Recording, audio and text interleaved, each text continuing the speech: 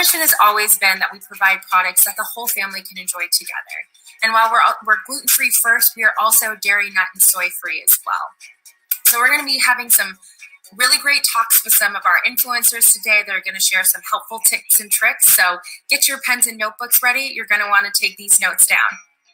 Hey everyone, this is Erica, better known as Celiac and the Beast. I run the website, celiacandthebeast.com. I also have a book of the same name that was launched in 2013. I've had celiac since about 2009. It's a bit of a long story, but I was misdiagnosed and re-diagnosed and definitely officially a celiac, but it's been a while. And I love being a part of the gluten-free community. I've had a chance to be a part of many digestive disease conferences with physicians. So I really feel like I am dialed into the celiac community. I was the managing editor for the largest gluten-free magazine in the country. So I know a lot about celiac disease, but at the same time, I'm learning every day from all of my readers and everyone in the gluten community because we're growing so fast. I love being a part of it. I love meeting everyone and hearing their story about how they were diagnosed and what their life is like being gluten-free. So a little bit about me. I work in the health industry currently. Also, I love cats. So anything cat related, I'm in. And if you follow me on Instagram, clearly you know that I'm a cat person too. So great meeting you. And thanks again, Canyon Bakes, for this opportunity. Hi, my name is Cindy, and I am a recipe developer at vegetarianmama.com and also airfryereats.com. It's a new second site I recently started. So for Vegetarian Mama, every single thing is gluten-free and every single thing is vegetarian. For Air Fryer Eats, we have a mix of meat and vegetarian and also a mix of gluten-free and gluten foods as well. So we kind of have something for everybody in those 4 split households. So our gluten-free journey started about 9 years ago with my youngest son, and through some trial and error and lots of different medical experiences, we found out that he needed to be gluten-free. And through all of that, I also then discovered that I needed to be gluten-free due to autoimmune things. So that's kind of how we came about into this gluten-free lifestyle. Hi, I'm Jennifer from Living Freely Gluten-Free. I realized that I had a gluten allergy in 2011. And about a year later, I realized that my son did as well. Because of that, we became an entirely gluten-free family because it made things easier on us and it gave us a safe environment at home. We also have many other intolerances and allergies that we are juggling as well. And it's never easy, but we don't have any other option. Being gluten-free has given me an entirely new outlook on life. Before, I was simply existing, just trying to get through each day. And once I found my health, I was able to actually thrive and find joy in life. So I hope that I'm able to help you find some of those answers too. Hi, I'm Ava Lane from Gluten-Free by Ava, my Instagram account. I was diagnosed with celiac disease 4 years ago in 2016, and I am in a very committed relationship with coffee. Hello, my name is Rachel, and I run the account Celiac on Instagram.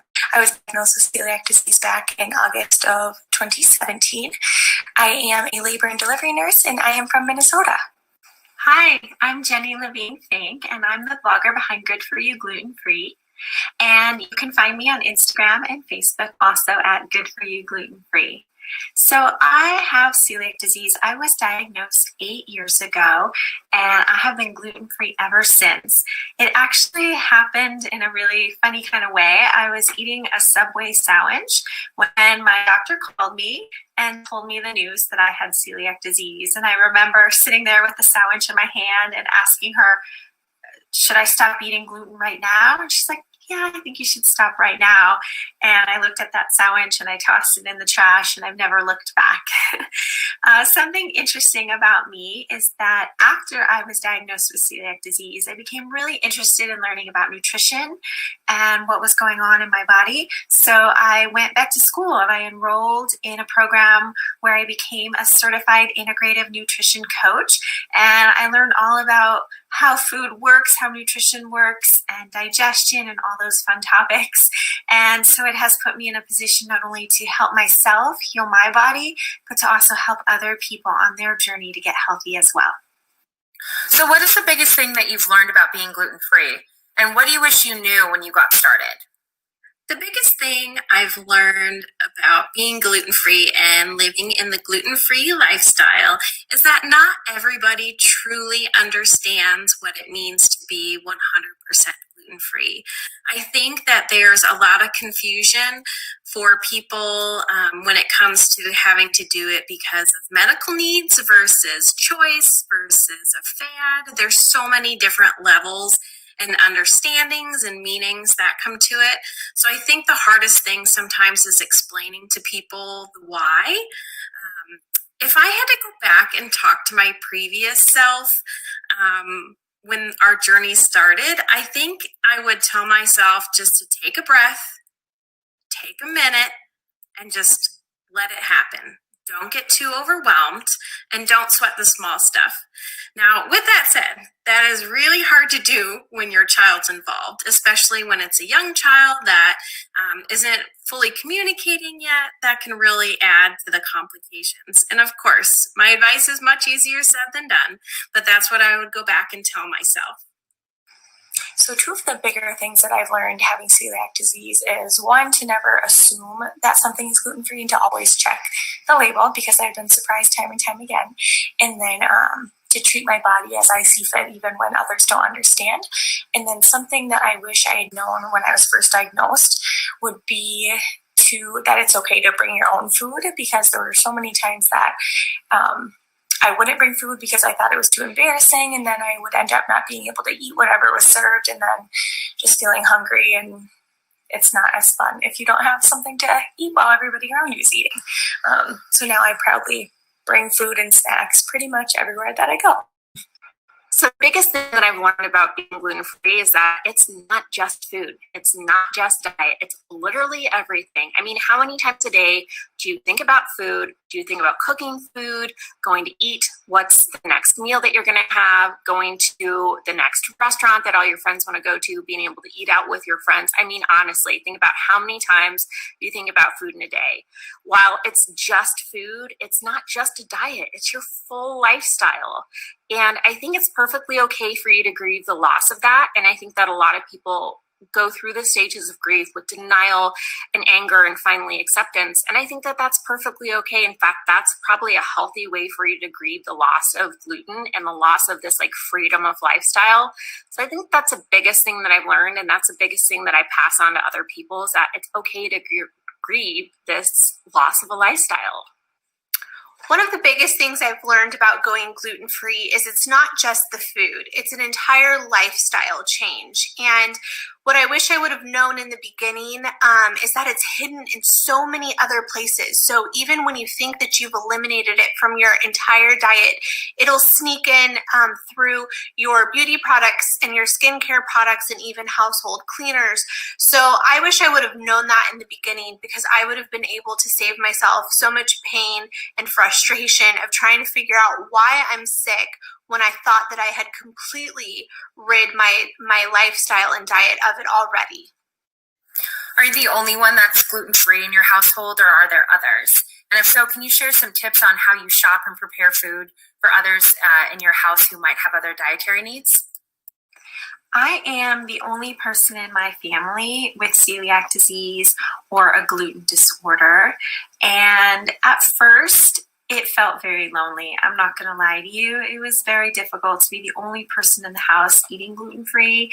And, you know, in that adjustment period, I was making special meals for myself while I was making other food for my family, and it just didn't make sense. But after a few years, and a few years of really struggling with my health and figuring out what was going on with my body, my husband made this amazing point, and he said to me, You need to have at least one place where you feel safe. You don't feel safe eating at your family's house or your friend's house. You don't feel safe in a restaurant, but you should always feel safe eating in your home. And he made the decision for our family that our kitchen would be 100% gluten-free. And we shifted everything in that direction and never looked back. And I thought it was just a really beautiful act of kindness from my husband to initiate that, so I didn't feel so lonely. Our whole house was gluten-free. And on top of that, another thing that my husband did that was so beautiful is that he decided to go gluten-free in solidarity with me. So if we're out to eat and there's nothing for me to eat, there's nothing for him to eat too. And it's been such a beautiful thing because I think it's a great way that he showed me how much he really cared and how much he loved me and supported me through this journey. And he went gluten-free with me. And as a result, he's been feeling so much better, and his thyroid has regulated, and he feels like he has so much energy as well. So he has found benefits from the gluten-free diet, even though he wasn't diagnosed with celiac disease or any other sort of gluten disorder. Yes, I am the only person in my household that is gluten-free, and since I've been diagnosed up until now, I've had to share a kitchen. That was not 100% gluten-free. And so what I would do is kind of wipe down my area, let people know that that was where I was preparing my food, so that they would know not to put their pasta spoon or something there. And then I invested in my own cookware, like pots, pans, baking sheets, and all that, to make sure that there was very, very low risk for cross-contamination, and that the pot I was using didn't use to boil wheat pasta or something like that. And then I even went as far as investing in my own grill rack so that I could enjoy stuff on the grill as well. Everyone in my home is gluten-free, and it started with just myself. But when my son, we realized that he had an allergy too, with the two of us already eating gluten-free, it made it easier on everyone to just make the whole house gluten-free. When I was pregnant with my daughter, I was gluten-free through that entire pregnancy, and she was born into a gluten-free home. So she has been gluten-free since birth. And that has just made things easier and safer for everyone in our home. On top of gluten-free, we do have other allergies and intolerances that we are dealing with, such as lactose intolerance. My son has a corn allergy, and my daughter has a sensitivity to some nuts. Fortunately, none of those are anaphylactic, so we are able to keep all of the other things in the home, and everyone has their safe food that we all share, and then the foods that they're able to have that the others aren't able to have. And that just makes things easier on all of us. So while I'm the only celiac in the house, I'm not the only one who's gluten-free. In fact, I have non-GFBF, who appears a lot in my blog and in my Instagram and in my book. But while he is gluten-free in the house, he is definitely not gluten-free outside of the house. And that's perfectly okay, as long as he treats me with respect, and that's what you should ask for in a relationship, gluten-free or not. So he is very good about, if he does get gluten inside the house, he doesn't put it in front of me so I don't have to watch him eat the delicious food that I miss. He'll go in a separate room, or he'll make sure that he cleans up afterwards. It's all about a mutual respect. So I do believe that you can live with someone who is not gluten-free, but it does make cooking a lot easier if you're only making one meal for everyone. So everything that we make in this house using my utensils and my spatula and my cooking pans, they're all gluten-free and they're delicious for the most part. If you cook meals for your family, can you share some yummy gluten-free meals that everyone in the family can enjoy? Cooking dinner may seem like a daunting task if you think about it needing to be accommodating for people who are gluten-free, dairy-free, and neither, but it truly isn't. If you roast a chicken or cook a protein of choice, whether it be turkey, tofu, red meat, fish, these are both naturally gluten-free and dairy-free. If you pair that with potatoes or rice and your favorite vegetable, that is a dietary friendly, allergy-free meal that everyone's going to love. So my family is definitely used to me cooking everything. Even for Thanksgiving and Christmas, I am always making extravagant side dishes and exciting desserts to share with everyone.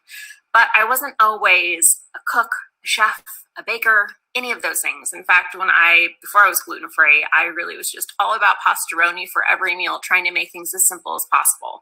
Unfortunately, that had to change, but it's actually fortunate for me because I've learned to cook so many new things. The best thing is really just to experiment. Try to adapt recipes from magazines, the Food Network, and find yourself some really great cookbooks. Learn to bake, learn to cook. It's really been one of the best parts about being gluten-free is just experimenting with the different foods. And I'm totally happy with that. My friends and family are happy because I cook them great food. And even though it's kind of a burden sometimes to have to cook everything for myself at these grandiose dinners and meals, I'm at least making something that I know is safe and that I actually liked putting hard work into for me and everyone else who eats it. So our household is actually a 50-50 split when it comes to eating gluten-free. My husband and my older son do not have to live the gluten-free lifestyle, but myself and my younger son do. With that said, when I prepare a family meal, I do it 100% gluten-free because I don't want to be making several different meals at one time. I'm sure all the parents out there and caregivers can relate to that. We don't want to be cooking lots of different meals. What we started when my son was very young is he related color green. Green means go, just like a stoplight. So what we would do is we would put all of his safe foods, the gluten-free and the food allergy friendly for his specific needs, in green bins. And from there, we've gotten different appliances to keep them separate from the gluten ones. For example, we have a green toaster. So we know that all of the gluten-free toast and gluten-free items go in that. We have gluten-free utensils, which we know they're gluten-free ones because they are green. So we're trying to eliminate a lot of that cross-contamination. So our kitchen is split. We have gluten and gluten-free food items, and we have cooking utensils and appliances for each of those categories. So it kind of makes a lot of stuff in the kitchen, but for us, it makes a pretty clear division and it helps us to keep safe. This is for our moms who have gluten-free kiddos. Can you share any tips on how you help them navigate to stay away from gluten when they're away on their own or on a trip or with extended family? Having gluten-free kids, it's really important to make sure that when they're not going to be in my home and that they're in the hands of others, that they're still safe. So typically when they're going to be going with other people, I make sure and I pack all of their food. So I always overpack because it's better to have too much than not enough. I make sure that every meal that they're going to be gone for, that there's something for them to have, plus snacks, and if there's going to be treats. Yes, it's a lot more work on my part, but I have to make sure that my kids are going to be safe. If friends or family members want to go out to eat, we'll talk about places that are safe and what my kids are allowed to order. And my son, who's almost 10, can read labels so well. He can read labels better than almost any adult that I know, especially any adult that doesn't have a food allergy. And so he is really good on his own, being able to know what he can have. His little sister is with him. He's able to navigate that for her as well because she's still learning how to read. But when you're going to send them off with other people who maybe aren't familiar with the gluten allergy, it's just really important that you have all of their safe food for them. And then it's also good to give them a list of things that need to be avoided. So from a very, very early age, I taught my son how to read food labels. I truly believe that being able to read a food label is a life skill that every human needs to have. We need to know what's in our food and we need to know what we are eating. So as he grew older and had more understanding of the labels, we began to look at different names for gluten. Gluten, wheat, barley, rye. So all of those things, plus some of those other names that are included on the labels, I want him to be able to recognize them when he reads. So that is how I've really made him an independent person with his lifestyle, that he has to leave these food restrictions, is that he is able to completely and confidently and independently read these labels. Of course, I definitely do check. If I am sending him off with a family member or a friend, I have a pretty in-depth conversation with them about his eating needs. And typically, I usually send food with him. That makes it a lot easier for him, for me, for them. It also relieves a lot of anxiety that can come along with food restrictions. So I don't have kids, but I do have fur babies. In fact, we've had 3 gluten-free cats since we've been together as a couple and since I've been diagnosed. Before I had a snake, which is kind of different because they only eat mice, which, by the way, are indeed gluten-free. But with cats, you really just have to make sure that all their food and that their treats are gluten-free, which is actually really hard to find. Grain-free food is really hot right now, and so are grain-free treats. But a lot of treats that you'll see, which are kind of the mainstream treats, all have gluten in them. So be careful because the cat eats them, the cat licks their fur, the cat licks you, and now you have gluten on you. So while it's probably not enough to really cause an issue, it could be if you have dermatitis or pediformis, where a cat is physically licking your skin, or if you happen to share a bowl or the cat licks something that you're eating. It's just safer to be grain-free and gluten-free with your fur babies.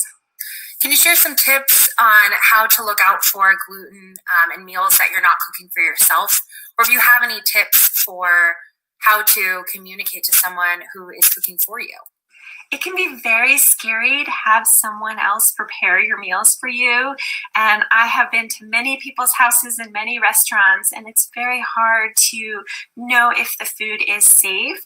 And my number one tip to making sure you get a good meal when you eat at a friend's house or a family member's house is to communicate. Never assume that everything's going to be gluten-free and that they know you're gluten-free. It's no problem. You need to have a conversation, and it can feel uncomfortable, but it's so essential. And I think of it this way: when someone comes to my house and I put in all this effort to make them a yummy meal, and then they come over and they tell me they can't eat it or they won't eat it, I'm a little insulted. And so I don't want anyone to ever feel that way. I want to be able to walk in their house, know that I can eat the food or that I've contributed to the meal and contributed items that I can eat, and be able to compliment and thank the host for a yummy gluten-free dish that I enjoyed, my family enjoyed.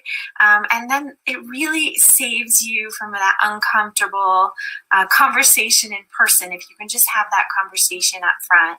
And over the years, you'll find that there will be so many friends and family who realize making a gluten-free meal that's safe for you when you come over is no big deal.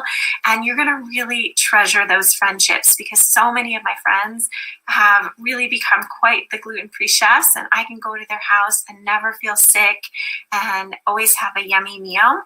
And it all started with communication and being willing to have those difficult conversations and talk to them about what ingredients they're using and how to avoid cross-contamination in the kitchen.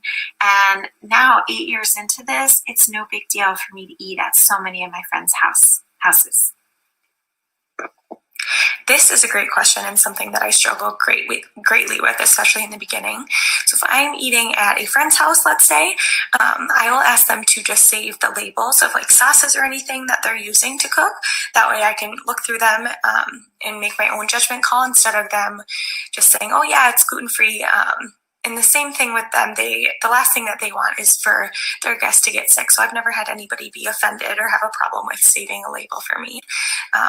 And then I just kind of listen while they're telling me how they made it to see if there's any points of cross-contamination and kind of make an educated decision on whether it's going to be safe for me or not. And then at restaurants, I usually call beforehand and then ask for how they would make it gluten-free, if they have a dedicated fryer for their fries, if they have a dedicated area. And some red flags when I'm reading a dinner menu would be things like wasabi, teriyaki, soy sauce, eel sauce, creamy, because they usually thicken that with flour, things that are labeled as creamy. I always ask about dressings, and a safe bet could be if you're not safe with anything on the menu, just a plain salad and ask for no dressing and oil and vinegar on the side, just so that you can have something to eat while you're in a social setting. Gluten can hide in places we don't expect. Can you share some foods or other products where folks may need to look out for gluten, and share a time maybe you've gluten? Gluten can be hidden in a lot of products that you would never expect. I think the products that surprised me the most that had hidden gluten ingredients in them was the skincare line that I used to use. A lot of companies use barley or oat in their cleansers or moisturizers, so it's definitely something that you need to have a watchful eye on. Gluten is a sneaky little creature. We can usually spot it pretty easily in bread, pizza, and pasta products, but we can't always spot it when it's sort of hidden in products that we don't think should contain gluten.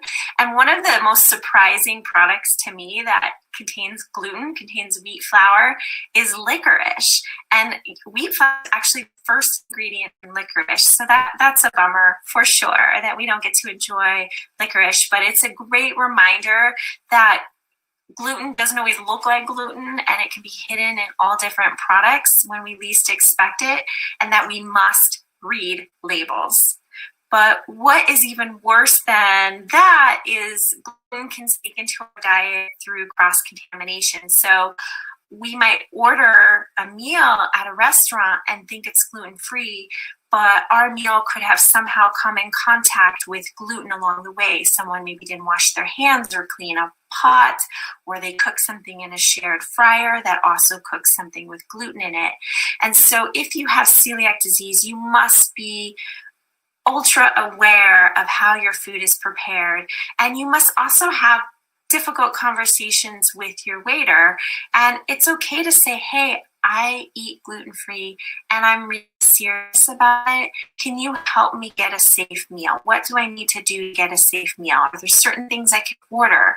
Are there certain things we can tell the staff in the back, change your gloves, use clean pots? What can we do to ensure that I get a safe meal so I can also enjoy a day out with my family and friends? Gluten can hide in so many places we don't expect it to be, and it's so important to make sure that you're always checking your labels, even if it's something that you've purchased before. I have certain beauty products that I love and that I purchase routinely, and I made the mistake of not checking the label of something that I had bought many times before, and they had switched the ingredients. I could not figure out why I kept getting sick until I went through and I read that label, and I felt so upset at myself for allowing myself to get sick, and it just made me realize that you can't trust a product too much unless it's a gluten-free brand that you know is never going to change the fact that they're gluten-free.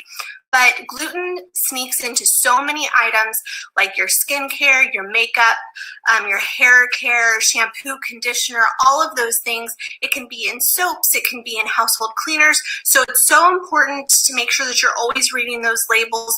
Another place that gluten sneaks into quite often, so you need to be aware, is packets of like seasoning mixes or seasonings on the shelf, unfortunately, can sometimes have it. Soups, condiments, salad dressings, things like that, barbecue sauces, all of those things gluten can be in. So it's so important that you always read those labels. And if the labels aren't transparent, contact the companies, because you never know, and it's better to be safe than to be sorry. And like I said before, always read those labels before you purchase, because ingredients change all of the time. Being diagnosed with celiac disease is scary.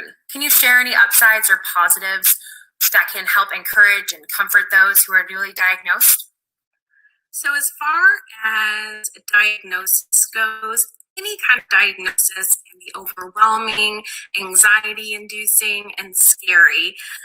For us, we started in the food allergy world, then it led us to gluten-free, then it led us to autoimmune, and as we're going through the years, we seem to have jumped on that autoimmune train of collecting new and different diagnoses, but that seems to come with it, and we roll with the punches. But one positive thing that really has come out of this whole entire journey is the people that I have met along the way.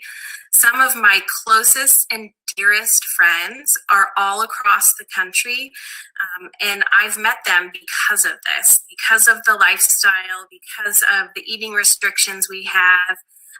I've met some amazing people. Some of these people have literally become family to my family.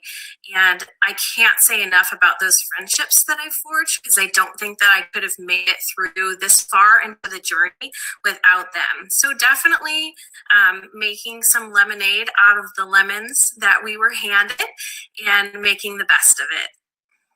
Being diagnosed with celiac disease can be scary. I was scared when I was first diagnosed, but you just need to keep in mind that over time, your body will heal itself, your gut will repair itself as well, and we're just lucky that we live in a world where being gluten-free is, dare I say, trendy, and we truly have a whole bunch of alternatives now to all of our favorite foods. And even restaurants now are starting to have gluten-free specific menu items. So we can get through this together, you guys. For someone who's newly diagnosed or just cutting gluten out of their diet, it can be scary, it can be intimidating. You're going to have good days, you're going to have bad days, but each day it gets a little bit easier, it gets a little bit better, and then you start to feel so good that you know why you did it in the first place. So make sure that you just stay strong, take it day by day, and know that it does get easier, and you'll start to feel so good and so healthy that you won't even think about eating it anymore, because you know what those consequences are going to look like and feel like for yourself. So be kind to yourself. If there's something that you're really craving and you miss it so much, there are so many great gluten-free products out there available. Canyon Bakehouse makes the most delicious bread and bagels and all of those things that you've been wanting, and they are available to you. And things that you might not be able to find, there's some great recipes and resources out there too. So stay strong, and it does get better. Thank you to our wonderful influencers for sharing those valuable insights with us. And if you want to learn more, you can always check out our website, where we have free downloadable ebooks where you can learn how to navigate gluten-free. We also have delicious recipes that are easy to make that you can find on our Rise blog and also on our social channels. And of course, you don't want to leave our site without taking a coupon. So thanks for tuning in. We hope you enjoyed our talk, and have a great day. Bye.